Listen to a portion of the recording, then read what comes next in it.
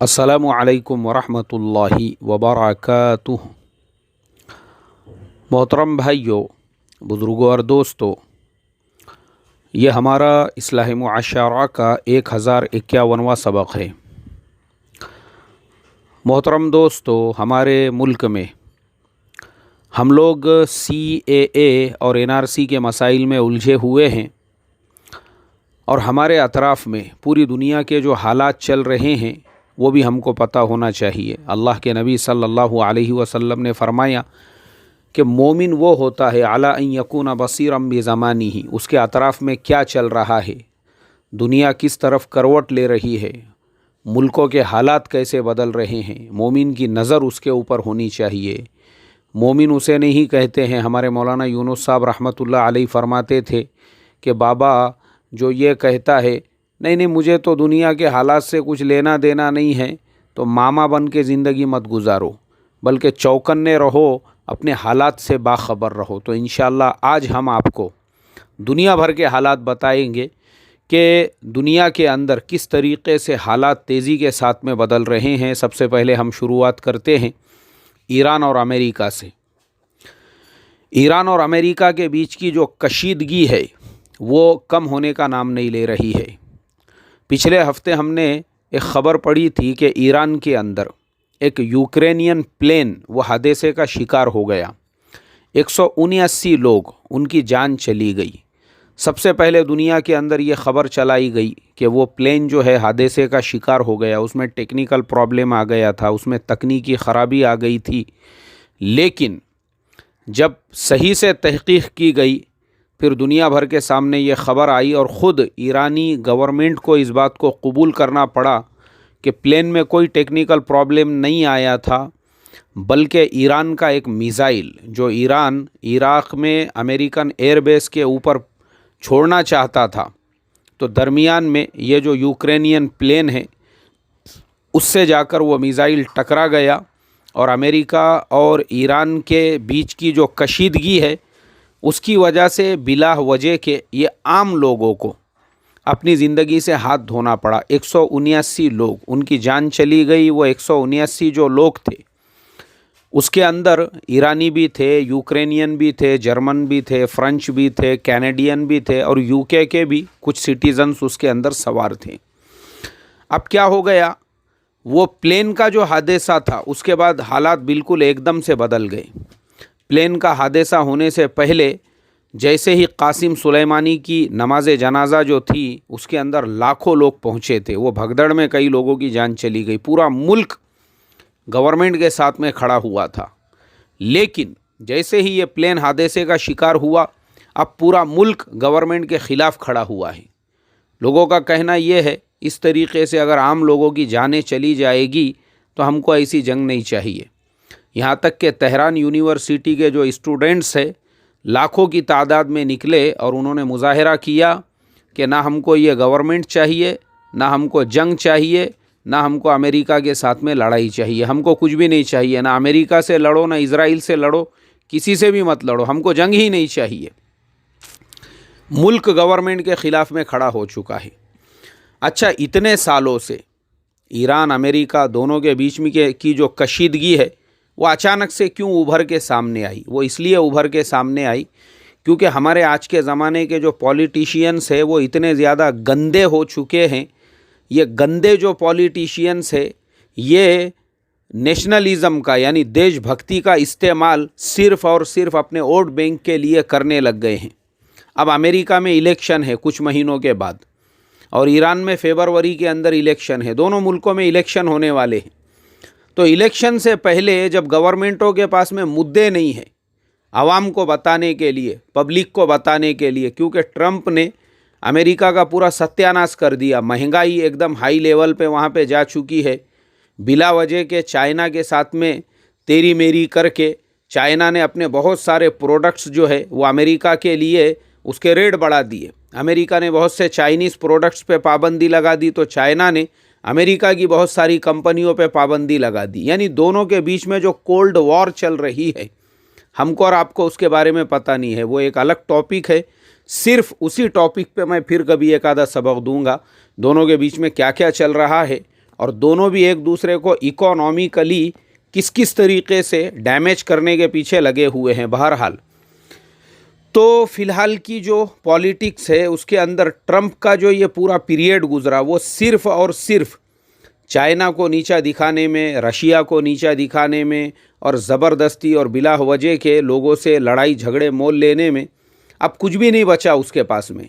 तो उसने ये देशभक्ति का एक नया मुद्दा सामने लेकर आए कि कम से कम ईरान के साथ में जंग छेड़ दी जाए पुरानी बातों को लेकर, तो देश के अंदर जो है देशभक्ति की लहर दौड़ेंगी। क्योंकि हमारे पॉलिटिशियंस इतने नीच, इतने गिर चुके हैं कि इनका जो नीचपना है ये अपनी पॉलिटिकल कुर्सियों को बचाने के लिए आम लोगों की जान जाए, इनको कुछ लेना देना नहीं है। मगर कम से कम इससे देश में देशभक्ति की लहर दौड़ेंगी, तो कम से कम उसी देशभक्ति के नाम पे। और ये सारी चीज़ें ऐन इलेक्शन से पहले होती है, ऐन इलेक्शन से पहले, ऐन इलेक्शन से पहले। इलेक्शन से पहले टेररिस्ट पकड़े जाते हैं, ऐन वोटिंग से पहले जो है कहीं पे बम मिल जाते हैं, वो फूटने से पहले ही जो है उनको पकड़ लिया गया था। तो ये पूरे दुनिया भर में होता है, क्योंकि ईरान में भी इलेक्शन है और अमेरिका के अंदर भी इलेक्शन है, और ट्रंप के पास में सिवाय देशभक्ति के अब कुछ है नहीं बचा हुआ। तो इसके लिए देशभक्ति के नाम पर लोगों को किस तरीके से वर्गलाया जाए, उकसाया जाए, इसके लिए ज़बरदस्ती ईरान को उंगली की जा रही है। तो दूसरी तरफ चाइना खामोशी के साथ में अपने काम में लगा हुआ है। और चाइना ने क्या किया, चाइना ने अपने पूरे मुल्क में, मतलब मुल्क में ऐसा माहौल बनाया और एक बिल पास किया कि शी जिनपिंग जो चाइना के राष्ट्रपति है, वहाँ के प्रेसिडेंट हैं, अब वो मौत तक यानी परमानेंटली अब राष्ट्रपति रहेंगे मुल्क के। उन्होंने बाज़ाब्ता ऐसा बिल पास कर लिया अपनी पार्लियामेंट के अंदर। अब कोई इलेक्शन नहीं होंगे, कुछ नहीं होगा, जब तक शी जिनपिंग ज़िंदा है वही चाइना के जो है प्रेसिडेंट बने हुए रहेंगे। और इधर दूसरी तरफ रशिया के जो प्रेसिडेंट है व्लादिमीर पुतिन, उन्होंने भी अपने मुल्क के अंदर ऐसा माहौल बनाया, क्योंकि रशिया में भी ऐसा कानून है कि 2 ट्रंप के बाद में कोई वहाँ पर जो है प्रेसिडेंट नहीं बन सकता है। लेकिन व्लादिमीर पुतिन ने अपने मुल्क के अंदर भी ऐसे हालात पैदा किए हैं कि जब तक वो ज़िंदा है वो भी रशिया के राष्ट्रपति रहेंगे, वो भी रशिया के सदर रहेंगे। क्योंकि एक ख़ास बात आप लोगों को मैं बता दूं, रशिया और चाइना दोनों भी कम्युनिस्ट मुल्क है, दोनों भी मुल्कों के अंदर कम्युनिज़म का राज चलता है। इसके लिए दोनों मुल्कों के जो राष्ट्रपति है वो परमानेंटली अपने अपने मुल्क के राष्ट्रपति रहना चाहते हैं। अब आते हैं मलेशिया के अंदर।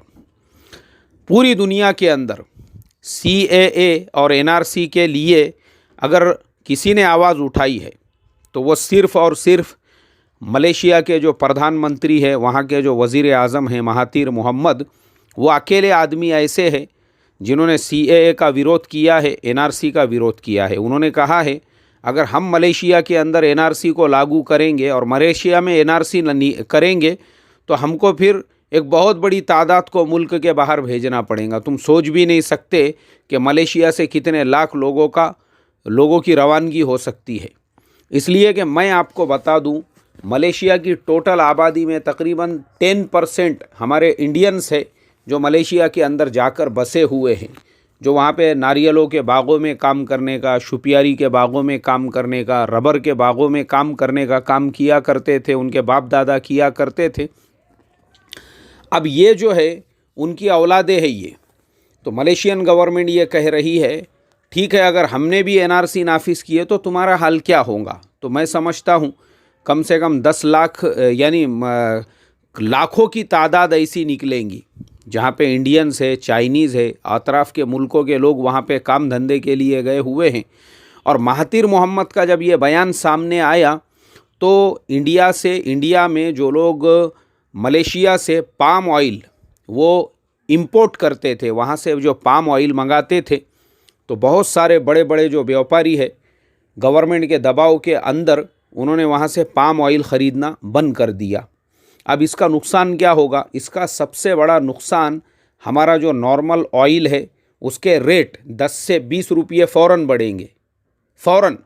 और मैं समझता हूँ इमीडिएटली आप लोगों ने महसूस भी किया होगा, पिछले महीने 15 दिन के अंदर तेल के रेट जो है वो चेंज हो गए। तेल के जो 1 किलो का या 1 kg का जो पैकेट आया करता था उसके रेट एकदम से हाइक हुए। अब अगर मलेशियन पाम ऑयल वापस से आना बंद हो गया, उसके बाद में और हाइक होंगे। हो सकता है फ्यूचर के अंदर आपको जो तेल का पैकेट है वो 150 यहाँ तक के 200 रुपये तक में ख़रीदना पड़े। इसलिए कि पाम ऑयल जो आता है, पाम ऑयल इंडिया में ये जितनी बेकरीज़ है, जितने भी बिस्किट कंपनीज़ है, जितनी भी कंपनियां हैं, जो कंपनियां खाने पीने का सामान बनाती है, तकरीबन सभी कंपनियां जो है वो पाम ऑयल का इस्तेमाल करती है। पाम ऑयल सिर्फ खाने पीने के सामान में इस्तेमाल नहीं होता है, उसके अलावा साबुन बनाने के लिए, सोडा बनाने के लिए हज़ारों प्रोडक्ट्स ऐसे हैं जो विदाउट पाम ऑयल के नहीं बन सकते, उसमें पाम ऑयल का इस्तेमाल करना ही पड़ता है। तो मलेशिया से इंडिया जो है तकरीबन 40 से 45 लाख टन हर साल जो है पाम ऑयल को इंपोर्ट करता था। अब अगर हालात आपस में दरमियान में ऐसे कशीदा रहे, इंडियन जो व्यापारी है उन्होंने मलेशियन पाम ऑयल को लेने से इनकार कर दिया या वो आना बंद हो गया, तो फिर उसका जो खमियाजा है वो एक आम इंसान को भुगतना पड़ेगा। मतलब देखो, आग कहाँ से कहाँ तक पहुँचती है इसका मैं और आप अंदाज़ा नहीं लगा सकते। और महातीर मोहम्मद, आप सोचो, उस इंसान की उम्र है 94 ईयर्स, 94 साल। इंडिया के अंदर 60 के बाद में लोग रिटायर हो जाते हैं, उसके बाद और 40 साल, उसके बाद वो आदमी जो है अपने मुल्क का प्राइम मिनिस्टर बना हुआ है। और जवानों की तरह से उस इंसान में जोश है, जज्बा है। आप उनकी तकरीरें, उनके बयानात और उनके जो लिए जाने वाले डिसीजंस है, आप सोच भी नहीं सकते इस तरीक़े के वो फ़ैसले लेते हैं। तो महातीर मोहम्मद जो है 94 साल के बूढ़े बुज़ुर्ग प्राइम मिनिस्टर है, उसके बावजूद उन्होंने कहा है कि देखो, जुल्म के ख़िलाफ़ बोलने से अगर हमको कोई इकोनॉमिकल नुकसान होता है हम उसको बर्दाश्त करेंगे, लेकिन उसका मतलब ये नहीं है कि हम तुम्हारे जुल्म को बर्दाश्त करेंगे। जुल्म हम नहीं बर्दाश्त करेंगे। तुम गलत कर रहे हो, हम गलत को गलत बोल कर रहेंगे। हमारे अंदर है उतनी ताकत उसको गलत बोलने की। ये मेरे मोहतरम बुज़ुर्गों, 94 साल के उस बूढ़े इंसान के अल्फाज है जिससे हम लोगों ने इबरत हासिल करना चाहिए। अभी दुनिया के और भी बहुत सारे हालात थे जो मुझे सुनाना था, लेकिन अभी मुझे एक इमरजेंसी में एक मीटिंग के अंदर जाना है। इंशाअल्लाह फिर कभी सुनाएंगे, ठीक है? चलो, अस्सलामु अलैकुम वरहमतुल्लाहि व बरकातुहू।